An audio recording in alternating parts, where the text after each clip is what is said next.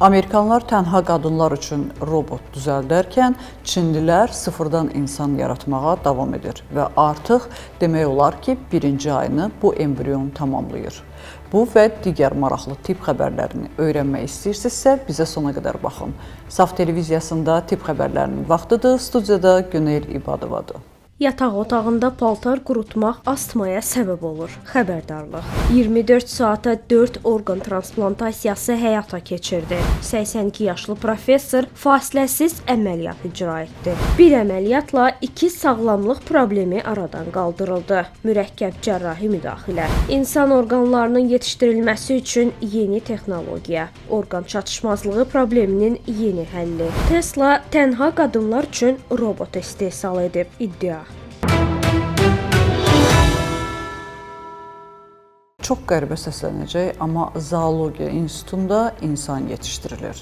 Söhbət Çində insan embrionunun artıq 2-ci ayına qədər erkən mərhələdə inkişafının izləməyindən gedir və bütün elm dünyası bu uşaq dünyaya gələcəkmi, gəlməyəcəkmi deyə gözləyir. Buna qədər bir neçə dəfə bu cür yadınızdadırsa adı Yeva olan bir körpədə olmuşdu, amma onun sağ qalma ehtimalı alınmadı və ümumiyyətlə Almaniyada, Çində eyni zamanda 500-300 uşaq yetişdirməyi ilə bağlı çox qışqırıcı xəbərlər yaymışdı, amma sonra o xəbərlər necəsə ortadan yoxa çıxdı. Görünür, layihələr alınmadı. İndi isə Çin iddia eləyir ki, bu dəfə alınacaq və bu dəfə sıfırdan insan yaratmağa müvəffəq olacaqlar. Baxaq.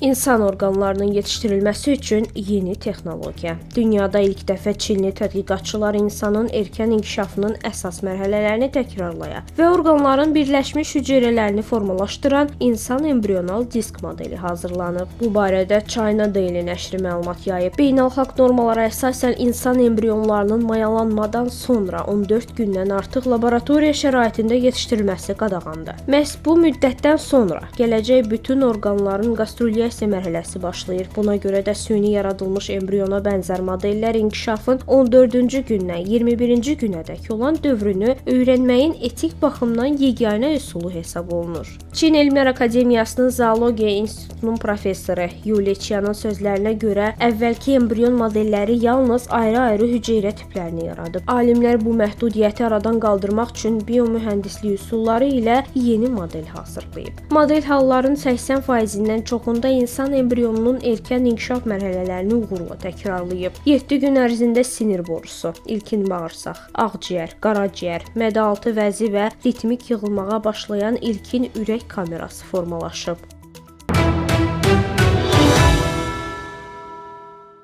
Amerikada isə Tesla şirkəti tənha qadınlar üçün kişilər yaratmağa başlayıb. Daha doğrusu, kişi robotlar yaratmağa başlayıb. Əlbəttə, bu cəmiyyət tərəfindən birmənalı qarşılanmayıb, xüsusilə kişilər buna etiraz ediblər. Onsuz da qadınlar artıq ailə qurmaq istəmirlər. Bu robotdan sonra dövlətlər dağılacaq deyə etiraz edirlər. Amma şirkət deyir ki, biz bu kişiləri sadəcə fiziki ev işlərində yardım üçün yaradırıq. İnsanlar isə tam əksini iddia edir. Nəticə etibarilə heç kim üçün sir deyil ki, artıq nə kişilər ailə qurmaq istəyir, nə də qadınlar.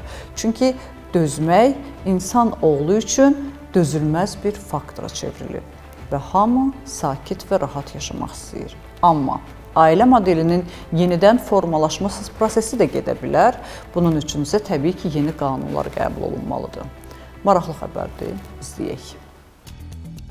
Sosial şəbəkələrdə Tesla şirkətinin tənha qadınlar üçün humanoid robot hazırladığı ilə bağlı yayılan məlumatların həqiqəti əks etdirmədiyi bildirilib. Viral paylaşımlarda robotun tərəfdaş rolunu əvəz etməsi və artıq 5000 öncədən sifariş aldığı iddia olunsa da, bu barədə rəsmi təsdiq yoxdur. Əslində Tesla Optimus adlı humanoid robot üzərində çalışır. Şirkətin açıqlamalarına görə layihənin məqsədi istehsalat, logistika, təkrarlanan əməliyyatlar və məişətdə insanların onlara praktiki kömək göstərməkdir. Robotun romantik tərəfdaş kimi təqdim olunması və ya bu məqsədlə istehsal edilməsi barədə heç bir rəsmi məlumat yoxdur. Mütəxəssislər hesab edir ki, gələcəkdə humanoid robotlardan köməkçi və ya kompanyon kimi istifadə oluna bilər. Lakin hazırda Tesla'nın inkişaf etdirdiyi texnologiya əsasən avtomatlaşdırma, süni intellekt və fiziki əməyin yüngülləşdirilməsinə yönəlib. Buna görə də sosial şəbəkələrdə yayılan iddialar daha çox diqqəti cəlb etmək məqsədi daşıyan dezinformasiya kimi qiymətləndirilib.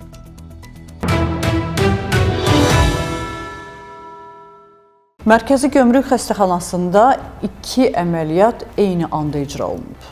Detalları izləyək.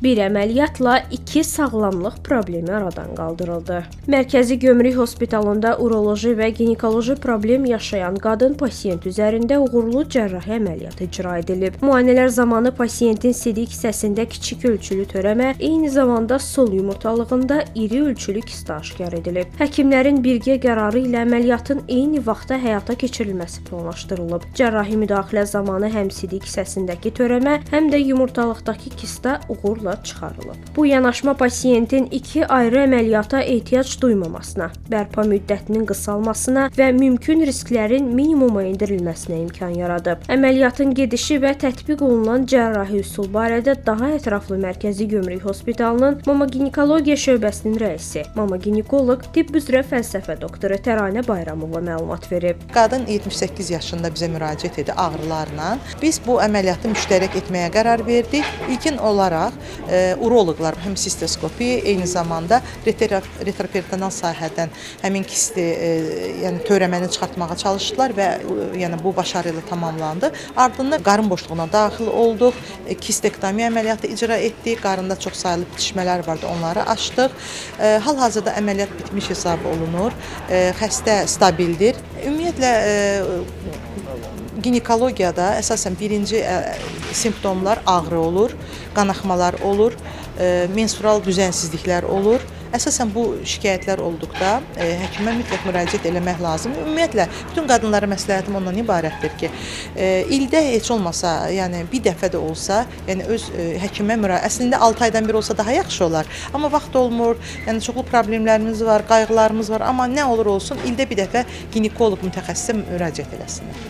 Mütəxəssisin sözlərinə görə həm sidik hissəsində yaranan törəmələr, həm də yumurtalıq kistaları ilkin mərhələdə ciddi əlamətlər verməyə bilər. Buna görə də vaxtaşırı uroloji və ginekoloji müayinələrdən keçmək tövsiyə edilir. Erkən diaqnostika xəstəliklərin uğurlu müalicəsində əsas amillərdən biri hesab olunur.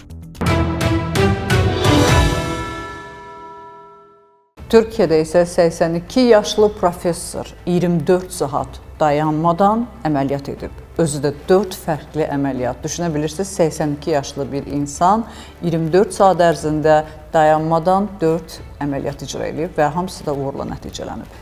İzləyək. Türkiyənin tanınmış transplantoloqu 82 yaşlı professor Mehmet Haberal 24 saat ərzində 4 orqan transplantasiyasını uğurla həyata keçirib. O, fasiləsiz davam edən əməliyyatlar zamanı 2 böyrək və 2 qaraciyər köçürülməsi icra edərək növbəti dəfə peşəkarlığını nümayiş etdirib. Həyata keçirilən transplantasiyalar sayəsində ağır xəstəlikdən əziyyət çəkən bir neçə pasiyent yenidən sağlamlığına qovuşmaq şansı əldə edib. Professorun fədakar fəaliyyəti tibb ictimaiyyəti tərəfindən yüksək qiymətləndirilib. Mütəxəssislər professorun 82 yaşında belə intensiv iş qrafiki ilə mürəkkəb transplantasiya əməliyyatlarını uğurla icra etməsini tibb sahəsində peşəkarlığın, zəngin təcrübənin və elmə sədaqətin nümunəsi kimi qiymətləndirilir.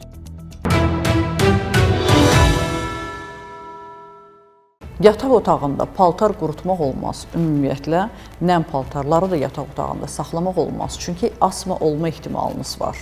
Bunu alimlər nə ilə əsaslandırır, bilmək üçün bizə baxın.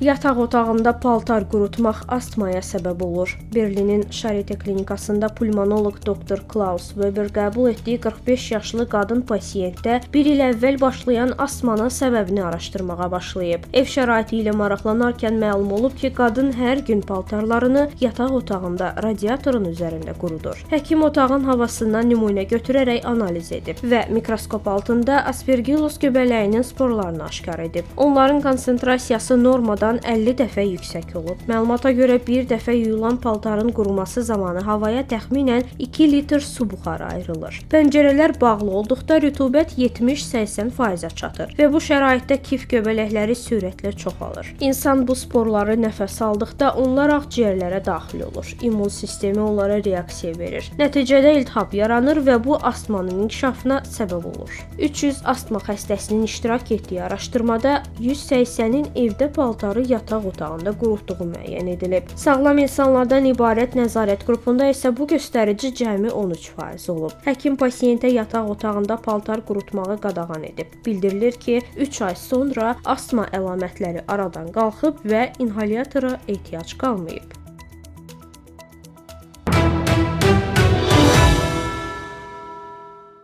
Bugün olan səhiyyə xəbərlərimiz bu qədər. Dünyada və ölkədə baş verən ən vacib tip xəbərlərini bizdən izləyin. Unutmayın, bilmək hər zaman bir addım öndə olmaq deməkdir. Özünüzü də, doğmalarınızı da qoruyun. Sağ olun, salamat qalın.